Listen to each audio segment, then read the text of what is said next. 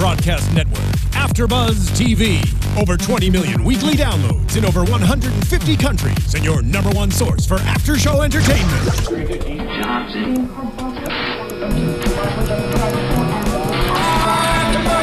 AfterBuzz TV, the destination for TV superfans, producing aftershows for over 300 of your favorite TV shows, interviewing celebrities and showrunners, and bringing you behind-the-scenes exclusives. All thanks to E! Entertainment's Maria Menounos, producer Kevin Undergaro, and internet leader Akamai. Now, let the buzz begin! Woo! Playoffs! Welcome to Monday Night Football Playoff Edition. Tina Cap just hit puberty. Yeah. No, you know, I forget which coach it was. Coach. Yeah, was it? Yeah, he was a head coach of the Colts in 2003 when he went off on that rant. Yeah, and he's like, playoffs? Playoffs? Like, he did this whole, like, yeah, we're not even thinking about playoffs. Like, just, it's funny. If you see it, then you'll understand it. I understand. Anyways, I'm your host, Christina Kaplan. I'm joined by... I'm Kevin John, and I'm happy to be back with you guys. Hey guys, I'm Stef Z. Sorry, Steph. Sorry for interrupting you, but that's just the way it goes over here. It does. Yes. It does. So we had a wild card weekend this weekend. The three of us caught one game together, Carolina and Arizona. It was really fun to watch with you guys. I mean, I love busting you guys' balls when we talk, but Or it was in really person. fun to watch. Yeah. Hey guys, I know we're about to get the show started, but as people talking about sports, I feel it's only necessary to do a moment of silence in honor of Stuart Scott. Right on. Yes. We were getting to that, but yes, we are very sad to hear that Stuart Scott passed away, obviously way too young, 49 years old. He had two, beautiful kids left behind, girlfriend, lots of family, tons and tons of fans. He was such a pioneer in the sports broadcasting world with all of his, little sayings, cooler than the other side of the pillow. Booyah! Yeah. All of his memorable sayings. It'll be hard to watch SportsCenter. I know for me to watch SportsCenter and not see him there ever again. I know he just touched so many people's lives, and it's just really sad that cancer has taken so many people way too soon. It has, and I mean, the cancer is one of those things that knows no age or gender or skin complexion or anything. It doesn't discriminate, and everybody is vulnerable to it, which is unfortunate. But the thing that I want to say about Stuart is, I honestly think he single-handedly revolutionized sports media. There was really nobody before him that was doing what he did. The way he incorporated hip-hop slang and, his references to artists and pop culture, and, one of the things that was just, amazing about him was the fact that he had so much fun doing it. You saw the joy in him day in and day out, and you felt like you were sitting up talking to him, Yeah. He was so relatable, and I was really blessed to be at the ESPYs this past July to see him give his speech, which was extremely profound, when he accepted the Jimmy V Courage Award. And you would have never known that he was sick or at that. I mean, obviously we know he was diagnosed with cancer, but you wouldn't have known the. He had just gotten out of the hospital like a day before.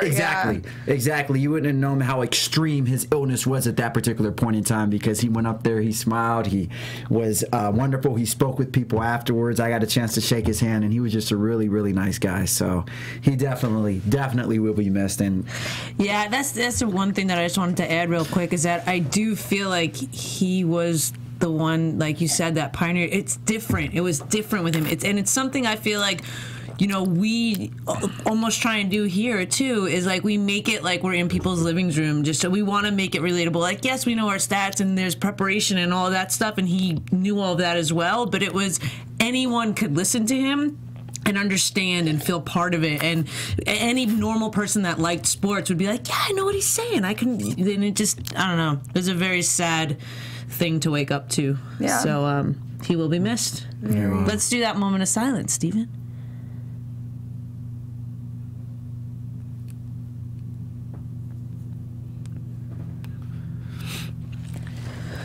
And also, I don't know if anyone saw the UNC. Obviously, that was his alma mater, but they did a phenomenal tribute to him today. All the players put Stu on their jerseys when they went out and took the. And obviously, I mean, there's probably going to be numerous tributes and teams paying homage to him as the weeks come. But it was just a really awesome, way to just commemorate him and just pay respect to somebody who was truly in a league of his own and carved his own path. And man, he's universally loved. Yeah. You know what I mean? I feel like there's some sportscasters and people that you see, like, that they're knowledgeable, but you're kind of like, man, why does he have to say it that way? That guy's kind of a know-it-all, or he's kind of a jerk or whatever. And Stuart was just, like, likable. Which was kind of amazing. And, speaking of being likable, one of the things that was really admirable about his journey was when he initially started on SportsCenter, he wasn't well received. It was met with a lot of criticism. People, even to my understanding, even people that work within ESPN weren't necessarily, affirming of his style. But through it all, he stayed true to himself. And that was the thing. He was always himself, always true to himself. And you grew on him. And if you weren't a fan, you became a fan because he had the style that really captivated anyone, whether you were a stockbroker on Wall Street or the child in the inner city ghetto, he can relate to you regardless of who you are. Well, it was inclusive the way he talked about everything. Yeah, absolutely. Yeah, before I start crying again, it's so sad. Like, every time I see one of those tributes, it just makes me tear up because it's just... Cancer is so horrible. It never takes. I mean, nobody deserves to die, but it always feel like it takes the best people, at the worst times. Yeah. So it's sad. He'll forever be remembered in the sports world and just in general for being such a great person. So we'll dedicate our playoff edition Monday Night Football tonight to Stuart, and we miss you and love you.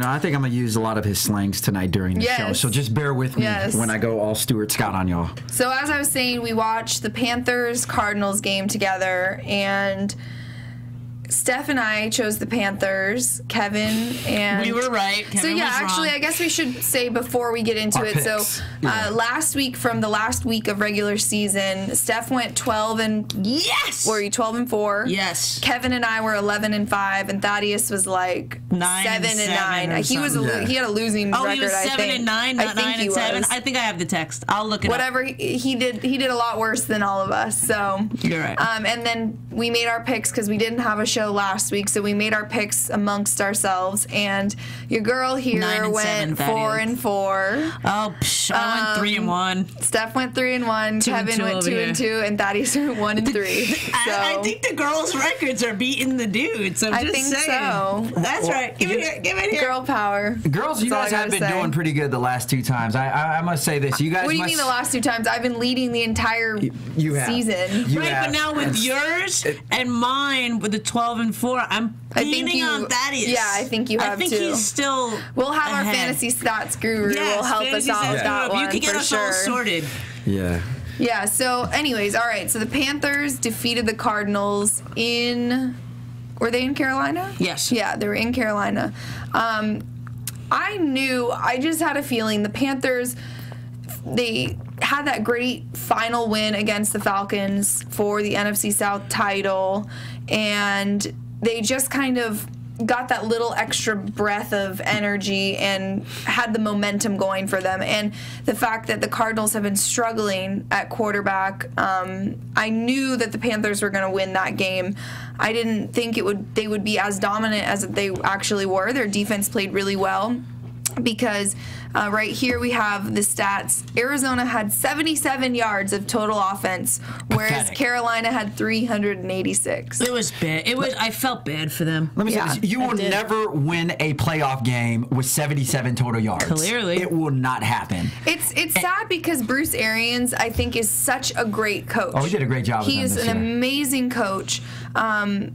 And they had a chance. If Drew Stanton, so obviously, Carson Palmer, obviously, if he wouldn't have gotten injured, they would have been fine. But even Drew Stanton was able to kind of carry the team for a while. If he wouldn't have gotten injured, I feel like they probably would have defeated the Panthers. Ryan Lindley he couldn't get anything going. He couldn't connect with any receivers. He's just not that good. He's a third string quarterback. He played like a third string quarterback. Yeah, but you got to understand, this is a Cardinals team that when Palmer initially went down with 6-0, they were leading the NFC West by several games, and arguably could have still won the NFC West had Palmer stayed healthy through the duration of the season. Right. So, it just felt like a great season was taken from them when both. It was just like, a bunch of bad luck, which was unfortunate to Arian, like you said. But the Panthers, give them credit, because the thing with the Panthers is, they came in with a losing record. They made the playoffs with a losing, and there's a lot of people talking about, they have a losing record. The NFC South is a whack division because someone with a losing record is going to be on there. I think the Panthers came in with a little bit of a chip on their shoulder, like they had something to prove. Like, look, we may have a losing record, but we deserve to be here just like any other team with a winning record. And I, include that is with the adrenaline with the crowd, and I give them credit. Just as much as Cardinals played bad, the Panthers still had to put points on the board, and they did. Yeah, they're the second team in NFL history to win a playoff game with a losing record. The first time was 2010 Seahawks, and Against they also the Saints, I think it was. I'm not sure, but they've also won the NFC South for the second consecutive season, which is the first time. They're the first team since the division was created in 2002 to win back-to-back seasons, which is pretty cool for them. But yeah, you're right, Kevin. We do need to give them a little bit more credit because they did come out and they played hard. And Cam Newton was a machine. Yeah, he got hit so many times. He just kept getting up, and it was like he was like the Terminator, just like getting up, walking over with all his giddy up on to keep him safe, with a broken back 2 weeks ago, or fractured whatever. You know what I mean? Like, that guy, man, I've heard a lot of talk about him and saying that he's like a wuss. And I give it to him. I do not agree. I think he's a warrior. He showed some, not just physical toughness, but I think he also showed some extreme mental toughness down the line as well. And Cam, he's a huge, I think, like, as far as body size, I want to say he's the tallest starting quarterback in the league. He's 6'6" or 6'5", I believe. So, he's a big guy. And you just saw his durability and, just his will to stay in, because there were a few times when he was knocked out, like, I wouldn't say cold, but he was down for a while, but he got right back up, like you said, like a RoboCop or Transformer, whatever you called him. Yeah. And, he kept going. So I think that's just a testament to his strength as well. Yeah. I think their Achilles heel, though, is that he just doesn't really have anyone to throw to. They got rid of Steve Smith. They're not going to the Super Bowl or nothing, but they played a good game. So, right, yeah. So, okay, I like that they proved it. So I think we should do it like this. We'll talk about each game, and then we'll talk about the winner's next opponent, and then we'll make our predictions at the end like we always do. But so let's talk about now the Panthers face the Seahawks in Seattle. A lot of people are saying that they think there's a possibility that the Panthers will win this game simply on the sheer fact of momentum. But I just can't really. Maybe if it was in Carolina, I would give them a little bit more of a, I kind of feel like they might win. Really? Yeah. Why? I feel like the Seahawks have, I don't know. The Seahawks are great, don't get me wrong. I love Pete Carroll. But I just feel like they might show up to this game a little lackadaisical. And I feel like Cam Newton and the Panthers want it more. Not that the Seahawks don't want it. You know what I mean? But they have more to prove, kind of. Right. Yeah. And they had something to prove, being that their record was less than 500. They had something to prove, and they did. Now they have something to prove, that they're not only Cam Newton and Russell Wilson's the battle of like newer rookies, not that either one's a rookie, but you know what I mean. And now they're like, we're gonna go to Seattle, we're gonna face that 12th man, and we're gonna win. I think both of you guys are out of your minds. I don't think there's a chance. I never said chance in hell that they are going to win. You think they're gonna get crushed? I don't know. I want to believe it. I like the underdog. No, I'm not sitting there saying they're going to get obliterated or whatnot. I mean, the Seahawks will be respectful in the manner that they give them a whooping. I don't think it's going to be what they did to the Broncos in the Super Bowl last year. But I will say this: you got to realize, you made a very good point earlier, Tina. Cam Newton has no one to throw to. Yeah. The leading receiver last game was Whitaker, and he had one reception for 39 yards. Fozzie. And he's going against Fozzie. Exactly, and he's going against the best defensive secondary, arguably, that we've seen in the last decade. I know. So unless Cam finds some weapons or somehow figures some magic out over a week, I don't see any way he's going to be able to put up points on them. Yeah, because even Jonathan Stewart, was Jonathan Stewart their lead rusher? Yeah, 123 yards. Yeah, so even with, he's a good running back, but I don't think that he's going to be able to get those numbers against the Seattle Seahawks defense. No, I'm not saying I'm going to pick the Panthers. Yeah, no, let's not say it, but no. You're just saying upset alert. Upset alert. Yeah, no, I mean, anything can happen. We've seen this happen time and time again, where a really good team comes into a game thinking, oh, it's just the Panthers, we'll be fine. Whereas, their mental state is not in the same place as the Panthers coming in like, we have to win. We have to scratch and claw and bite our way to the top. Whereas the Seahawks are like, oh, this will be an easy win. Cam Newton, and sometimes that happens where it's an upset. So you never know. I do think that the Seahawks, it would be really shocking if the Panthers pulled it off in Seattle. Like I said before, if they were in Carolina, maybe I could give them a little bit more credit, but in Seattle, with Seattle having a bye week, they've been able to prepare. They're all rested and ready to go. Believe me, there is nothing I'd rather see, Tina, than for the Carolina Panthers to go in there and upset the Seahawks. Partly because they're the division rival with my team, who obviously didn't make the playoffs. But I would love for them to go in there and upset it. Would that happen? Probably not. Yeah. Highly unlikely. But it would be great, because that's a nice thing I like about playoffs. You have teams that win by any means necessary. If that means Cam Newton's going to be out there playing with 2 dislocated ankles, a broken collarbone, and 6 concussions, he will be out there doing that. Yeah, that's why it's kind of, football is playoffs are so much more intense. Whereas in basketball and baseball, you've got 7 games in both. 7-game series. Yeah, both those sports. Well, with the exception of baseball's wild card, but yeah. Right, but it's one game, and you've seen time and time again, one game, anything can happen. Absolutely. So someone like the Panthers could hit a lucky day and catch Russell Wilson on a. Yeah, we'll talk about that later. Catch Russell Wilson on an off night or something and pull out a victory by 3 points, by a field goal. You never know what could happen. Yeah. So that's why these playoffs, it's really like fight to the death for some teams, because there will be blood. Yeah, there will be blood and guts. Yeah. So speaking of blood and guts, we can. Did you want to say more about Carolina? Well, before we move on from the Carolina and Arizona game, I just wanted to say that now that the Cardinals are out, the Jets are interviewing the defensive coordinator Todd Bowles, because we don't have a head coach or a good defense. GM. Yeah. But we did have a victory, and I was there on the field to see the Jets beat the Dolphins. On the sideline. I'm really glad that I sympathetically chose the Jets for you. And it ended up working out in the way that we wanted it. Thaddeus was the only one that couldn't choose the Jets. Yeah. So I just had to bring in my Jets somehow. Yes. We don't have a GM or a head coach, but we had a victory. We sent Rex out with a win. We squished the fish.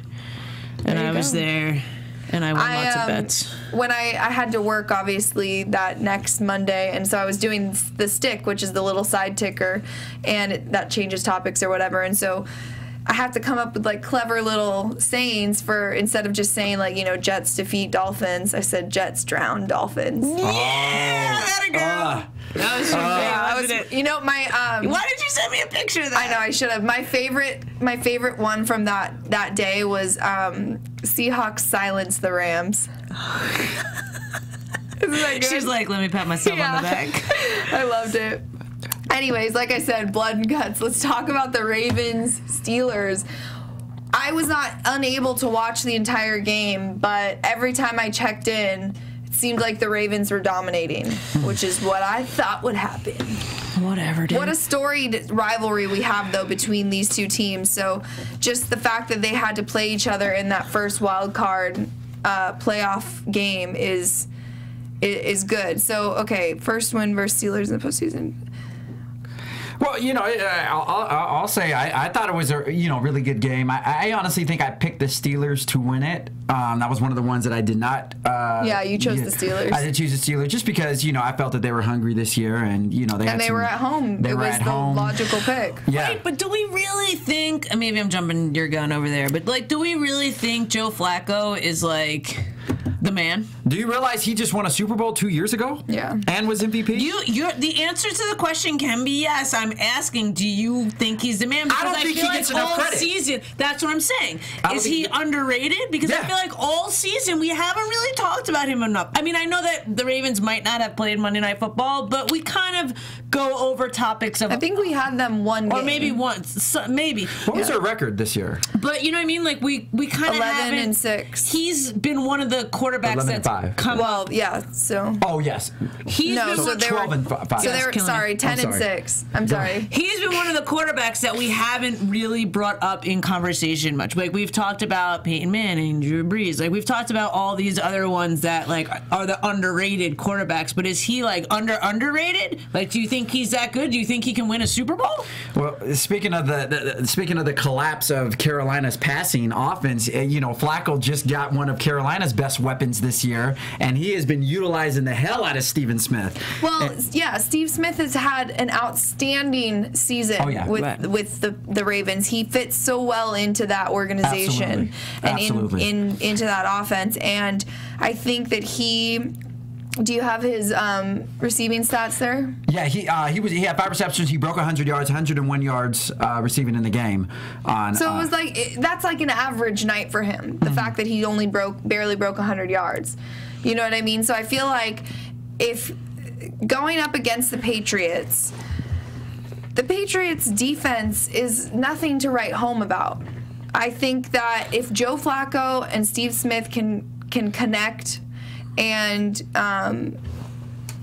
stay consistent like they've been playing. Right here, the best postseason winning percentage in NFL history. The Ravens are leading at 5-7 with a .682%. Then the Packers 30-19, then the Steelers 33-20, and the 49ers 30-20. Well, I'll tell you one thing. You made the Flacco-Smith tandem. I think they're the most dangerous tandem left in the playoffs. And I know a lot of people argue. You have Manning, you have Demaryius Thomas still from next week. You also have Rodgers and Jordy Nelson. I know there's a lot of other good ones, but I think that Flacco, because of his experience and his poise, and Smith, just because of his attitude, he brings a whole nother attitude to the game. Yes, he's so passionate about every single play, and if he's not receiving, he's blocking. He doesn't take a play off. And I'm going to tell you one thing with the both of them, Flacco and Smith, they must be butter because they are on a roll. Wow. That's a Stuart Scott reference. I told you I was going to throw some in. I warned you guys. I didn't know that one. Stuart, that was a cheesy one. I'm just going to tell you. Another reason Stuart did it so much better than us. I think it wouldn't have been as cheesy if it coming out of his mouth than yours. I agree. I tried, Stuart. I tried. Wait, but you guys didn't answer my question. Do you think Joe Flacco is a Super Bowl winning quarterback right now? No, I don't think the Ravens will win the Super Bowl this year. There's too much other talent out there. AFC, but if they defeat the Patriots, I'll be happy. Yeah. That'll be enough for me. I mean, I would still say, I don't know. That's because the thing is, the Patriots are obviously the favorite. We know Tom Brady is Mr. Postseason. Hypothetically, let's say the Ravens beat the Patriots, then they would play the winner of the Broncos-Colts game, which is probably going to be the Broncos. So I don't know about that.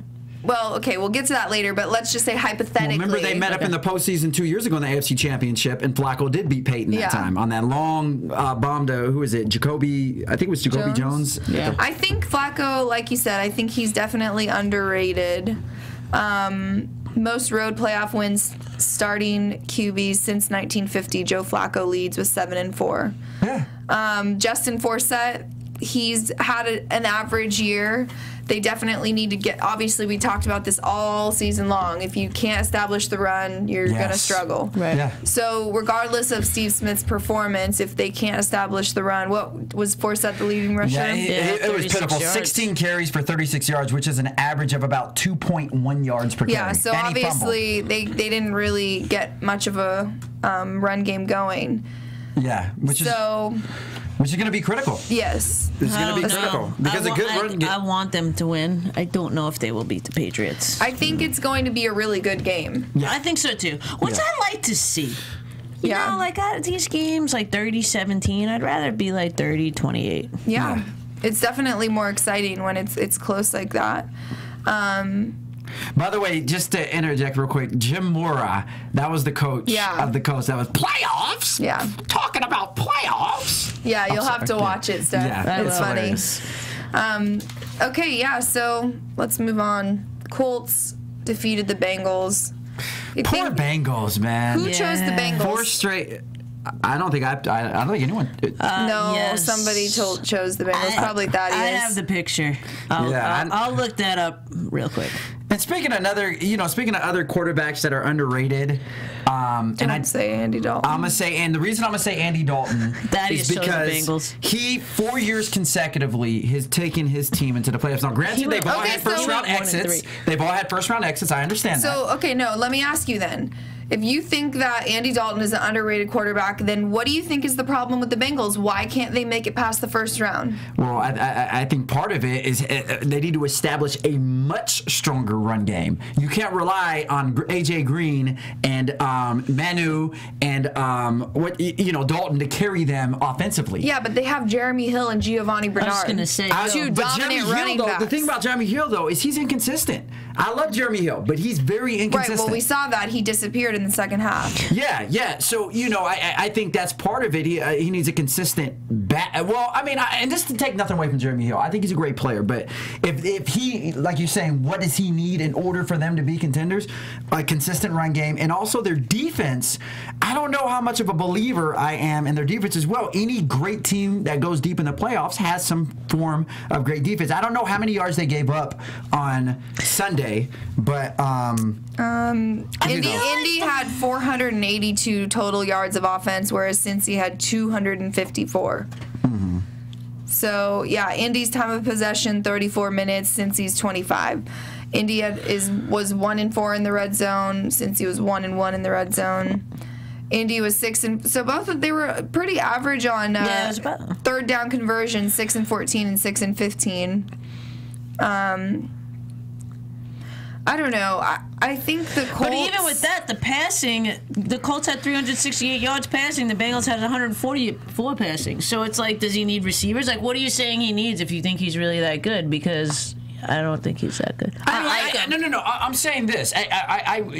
First of all, anytime you have a quarterback that takes you to the playoffs 4 consecutive years, they're doing something right. Now, granted, they're not advancing Mark in the Sanchez. playoffs. He did that the first 2 years, and he took you to the 3. AFC champion. He took you guys the following year as well. I believe it was 3. Okay, I could be wrong. He's so. Maybe it was 2. I think it was 3. I was going to say he's irrelevant, but he did kind of resurrect his career with the Eagles. But anyways, no, he didn't. It was a disaster again. He played like 2 good games, and everybody thought he was the man. I'm just waiting for the butt fumble part 2. But anyways, like I said, I'm just saying that just because a quarterback takes him to a playoff game, if they can't do it, and if like I don't know, I feel like you get the team fired up, you make it happen if you're that quarterback. I don't think he's enough of a leader to take his team. I think that's the problem. That's exactly what I was going to say. I think he's got skills, but like you have to be a leader. You get your offense fired up. You get your defense fired up. Look at Cam Newton.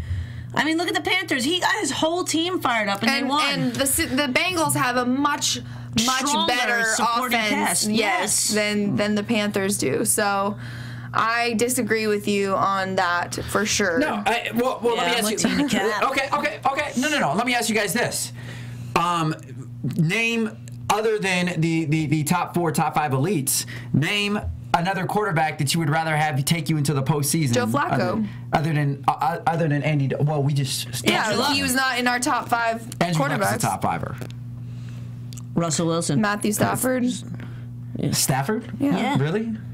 I think Stafford is actually more inconsistent than Andy Dalton is, to be honest. He played well in He's that a great player. He played well in that playoff game, though. His offensive line couldn't protect him at the end. No, he was playing poorly in this season. He played amazing yesterday.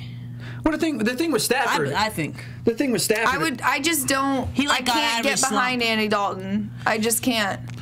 Well, I wouldn't want to get behind him, but I think that was weird. I think You're the only one that physically could get behind him in that sense. I don't get it. But anyways, How? all right. So anyways, back to the redhead. The Red Rocket. The Red Rocket. Doesn't that mean? All right. So anyways, this is getting bad. it always happens to you. I know, it really does. I'll just put it like this. Andy Dalton, if I were you, I would not be tripping this offseason because like gravy on a biscuit, it's all good. Another Stuart Scott. That one was very blatant. It wasn't delivered as well. I think it's all in the delivery, but it is, yeah. It's all good. It's all good. We appreciate you trying, but maybe we do. stop. No, I'm just kidding. The Bengals to me are like, they kind of remind me in a way of the Bears. They have so many good offensive players, but just can't Who would you do pick, it. Jay Cutler or Andy Dalton? If you had to pick one, who would you want for you? Wow. That's a really difficult question, actually.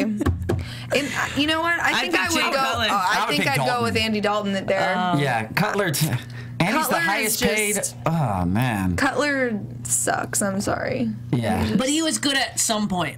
Like sometimes he plays good. Everyone has a good day. Right, but like overall, true, even the Jets. Yeah. But I feel like overall, he's a higher caliber quarterback. He's just been playing terrible. Yeah. That's what I mean. Yeah. At the end of the day. Yeah, no. Anyway. I'll just say this. Like a lollipop, Jay Cutler sucks. That was not. That was not Stuart Scott. Okay. That was mine, but it was horrible. That's why I will never say that again. Anyways, okay. So the Colts are facing the Broncos in Denver. I think the Colts are going to win. I think they're going to get smashed. Okay. Damn, she said smashed. Yeah, I don't know. The Colts they're not a dominant team to me. They're a good team. They beat the Bengals. That's not really saying too much. Even though the Bengals beat the Broncos, what was it, our last Monday Night Football game? Yeah, like 2 weeks ago. Yeah. I don't know. I feel like the Colts are kind of soft. I don't know. I think you're looking at one of the best quarterbacks of this generation. Yeah, but it's more than just the quarterback, Kevin. The team overall, I'm saying. Yeah. You match up the Colts defense against the Broncos defense. The Broncos defense are far more superior. But I've seen the Broncos have some games this year offensively that were kind of and not even going against A-plus defenses that were kind of but they have had a break. They've had this bye week to get everyone back healthy. The last time the Broncos faced the Colts in preseason was when I think it was Julius Thomas had or maybe it was Emmanuel Sanders. One of them had 3 touchdowns, just that guy alone against the Colts. They demolished them. I mean, obviously it was preseason. It doesn't really, nobody counts preseason really, but I just think that's my analysis of it. I think the Colts are kind of soft. I think the Colts are soft defensively. I think they're very strong offensively. I would. But your defense going up against an offense that the Denver Broncos bring. No, if you have a soft defense, I do agree. But see, this is the thing. To attest to what you said, I think they're gonna win. When going against Peyton Manning, you kind of have to pick your poison because any given game, it could be 3 touchdowns to Julius Thomas, 3 touchdowns to Demaryius Thomas, to Emmanuel Sanders, to Wes Welker. I mean, or he could have a terrible game. Which he does. Terrible games, and that's what I was saying. It was a few weeks ago. I forgot who they played, but he was just horrible. It was the Bengals. When we were talking about should he retire? That was when they lost to the Bengals. Yeah. So sometimes Peyton does kind of like he looked in the Super Bowl this last. Sometimes he has those when it doesn't look characteristic of Peyton Manning. And if the Colts just happen to catch him on one of those days, and they have a very strong, high-powered offense, it's a possibility it can happen. Yeah, no, you're right. Just like we've been saying this whole time, anything can happen. Really, I'm not ruling them out. I just think with a soft defense against an offense like the Broncos, and with Peyton Manning had this bye week, he's been able to rest, he's been able to recuperate any sort of injuries that he may have had. I just don't see them being able to pull that off. Yeah, no, We'll see now. I agree with you. I think we need to make a little friendly bet around that one. That's a little bit of a passion one for All you. right. All right. You're wearing a Jets jersey if the Colts win. Boom. That's fine with me, because I know it's not going to happen. Okay. All right, I had to wear a Chargers shirt, so that doesn't get any worse than that. Yeah, it wasn't even like embarrassing. Yeah. It wasn't. Whatever. So let's talk about, I should say, the most controversial game of Wild Card Weekend, which was the Cowboys-Lions. So before we even get into anything about the game, let's talk about that call where the flag was thrown, they called pass interference, and then it was overturned with no explanation. And then Des Bryant runs onto the field with no helmet on, and nothing's called there either. So, and the Lions were on at 4th and 1 at that point in time. If they would have got that call, they would have had automatic. So 3rd and 1. So they would have had an automatic first down. They would have been able to score. I think it was 20-17 at that time. Right. And it would have changed the game dramatically, because I think they were close to the field goal field position at that time too. So either way, they would have been able to either get a touchdown or a field goal, and that obviously changed the momentum of the game. What's your reaction to that? The thing you guys don't realize is that the referees, and this was actually, it came out disclosed after the game. The referees were actually on Jerry Jones's payroll. And, that made a huge factor. Okay, they were not. It wouldn't surprise me, though, because no, but that never, that was the worst call. I thought those were the replacement refs out there. Remember when the Fel Mary? Yes. That's what it reminded me of when I saw that. How many times there's a bad call? No. Yes, but the difference is... And they threw the flag and then picked it up. It was one thing if they never called it at all. I've seen that happen before, though. No. The difference is... It happens. Well, they will throw a flag and pick it up, but they threw the flag. They called the penalty allowed and then recalled it. Yeah, that never happens. Yeah, it was something that's never been seen. I was even watching some NFL commentators talk about it. They said they've never seen anything like that before. All the guys on our show said they had never seen that. They never call it out loud. And then retract it. Did you read what the refs said about it? They said that the one guy had a better look at the play. But you look at that play, and I was watching SportsCenter earlier, and they read the actual definition of what pass interference is, and it was exactly what that guy was doing. He was fending the defender, not the ball. You have to look for the ball and play the ball. Yeah. But when I saw it, the first thing I saw in that play actually was a face mask. Did you guys see that part? If you watch at first, it looks like the Lions put his hand in the face mask of the Cowboys. So when I thought that it was getting overturned, I thought they were like, oh, they saw the face mask because it happened first. So at first I was kind of like, oh, they saw it. Yeah. But no, I get it, and I get the hubbub, and I get maybe it's never happened, but I also get that, like, it's a part of the game.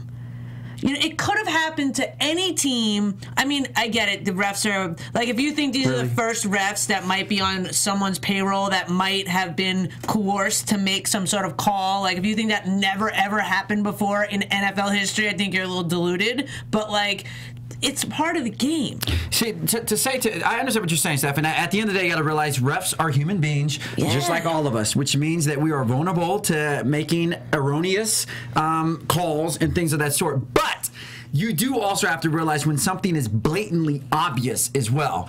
I mean, this was unequivocally, undeniably, indubitably pass interference. I mean, there's no way. Do you have any other vocab words you want to throw in there? But there's been other plays. That was Stephen A. Smith right there. Maybe there hasn't been a flag thrown and a call played, but there's been other plays that have been like controversial. I understand. Everyone else would have been indubitably, or whatever word you said, know that they made the wrong call. It's part of the game. Of course. Like, who knows that next play they could have fumbled the ball and the Cowboys could have got a pick six. Like, whatever was supposed to happen in that game did. Yes, that was the other. Should have been able to convert on 4th and 1 then. Like, you know what I mean? It's like you can't just fold and be pissed off. You have to, at that point in time, be your strongest and get that freaking yard. You're right, and that's what a lot of people have been saying. Like Terrell Davis on our show was saying, you're taught that whatever the call is, you forget about it and you move on, and you stick to the plan, stick to the goal, and you move on.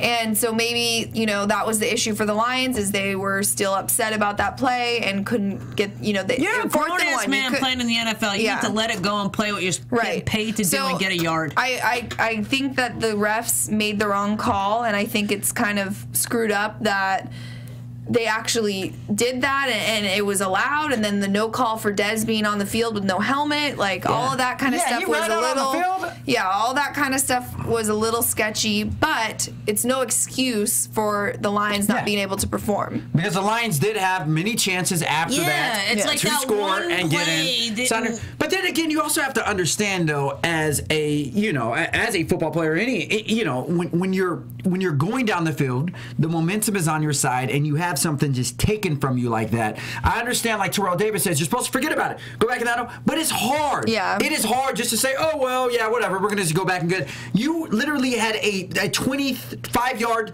30-yard play just taken from you that was blatantly obvious. So it's hard just to come back in, regroup, and you're getting paid millions of dollars to get over that being hard. I completely understand. It's playoffs. It's a punch in the gut, and it's still that's what separates. I'm not saying it was a good call by any means. I'm not disagreeing with that, but I am disagreeing with the Lions maybe could have won the game, or it's a possibility. Yeah, it's a possibility. And they also could have won the game if they didn't drop a bunch of passes and if they came out strong. And I understand. No, you know what I mean. I agree with you. No, there's a lot of factors. Exactly. There's a lot of that's factors. What I'm saying. So many people, because something like this happens, they make the whole game about this one call, which I don't agree with. Right. So the point we're making is the call was wrong. The refs messed up, but the Lions, there's no excuse. They had every chance after that. Exactly. I mean, who knows? Maybe, the NFL is, somewhat on top of things that have been happening. Maybe there'll be a way in the future to do something if something like this happens. You know what I mean? I was surprised that Jim Caldwell didn't try to challenge that. You can't challenge a penalty. You cannot. You can't challenge a penalty at all. You can just only challenge. What can you challenge? You can challenge, the spot of ball out of bounds. Okay. You can challenge whether it's a catch. I see. But you can't challenge penalties. Yeah. So maybe that will change. But then again, if that changes, they would never do that. No, they would never do that. There's got to be a way. There's got to be something that will be rectified from that, but it's part of the game. Yeah. Trust me, I'd be pissed. I would be super pissed, but in the same sense, I'd want to use that piss to fuel a fire to get. It was a yard. We're talking about a yard. Well, a lot of times got the yard. What happens is you guys. I know they don't say this out, but sometimes referees are actually are actually reprimanded. And when I say reprimanded, they're not necessarily to the point where they get fired or anything of that sort, but they're not allowed to ref playoffs or final series, or even that they have files and things like this, kind of like any normal person that works. You get not a pink slip, but you get a write-up or things of that sort. These referees are still subject to some form of repercussion. So I'm not just know that they're not getting off scot-free from this. There's something that will occur. But yeah, we'll see. Definitely. The Cowboys, man, I know that they're going to be playing at Lambeau Field, which is really difficult to especially right now in January. On the road, though. I know. So I just, as much as I dislike Jerry Jones and Tony Romo and the Cowboys, I do, on the other side of the coin, really like DeMarco Murray, and I think Dez Bryant is an amazing player. And I kind of, in a way, want them. I don't know. Actually, I don't want to say that because I really love the Packers. I don't want the Cowboys to win, but I feel like they might. I feel like they might, too. I don't know if I want to choose them or not yet. I like how we're on upset alert in here today. I honestly think that first of all, you got to realize Aaron Rodgers is a prime MVP candidate. Might as well just give him the award, because I love Aaron Rodgers, and I think that I think he's at the top of his game right now. He's peaking in his career, and I think this is really this is his year. And also another thing, you know what I noticed, Kevin, is you tend to base the whole game off of the quarterback. Well, one thing you have to realize... There's a lot of other factors. Of course, Tina, it's a team sport, but you got to realize it relies on your quarterback, especially in the postseason. Right. You need that leadership. You need those intangibles that a quarterback can bring to a team. Yes, those are vital. I'm not saying that doesn't count, but like I said, mentioned a little bit earlier, I think that the Packers defense, there's a lot of holes there, and the Cowboys offensive line is the best offensive line arguably, but I think they're the best offensive line in the league right now. How much time does Tony Romo have to throw the ball? I think the Broncos have a pretty good offensive line too. Compared to the Cowboys, I think they have a really good offensive line. No, you're ridiculous. Tony Romo he could sew a blanket back there before he throws the ball. Well, it's a pretty unanimous thought that the Cowboys offensive line is the best in the league, and so it's going to be a great matchup. It's going to be a really good matchup because unless Tony Romo doesn't show up, because there's times where he doesn't show up and it's a disaster. Exactly. But if Tony Romo is on, which goes back to my point on how vital the quarterback is. Right. To I was the team. just going to say that. So this is a case where it is. Has a lot to do with the quarterback for them because he's been playing well. If he can stay on that track, the Cowboys have a great shot. He's been playing well, but he had a slow start to this game. He did. He wasn't playing well the first two. It was old school Tony Romo, and then all of a sudden it's like he got it together. Yep. So we'll see if he shows up. If him and the Cowboys show up, I bet you're right. They might win. I know. That's what I'm saying. Like I haven't decided which way I'm going to go on that game yet because it's really hard for me to pick against the Packers at home. And against Aaron Rodgers and Jordy Nelson and Randall Cobb and all the guys that he has to throw to.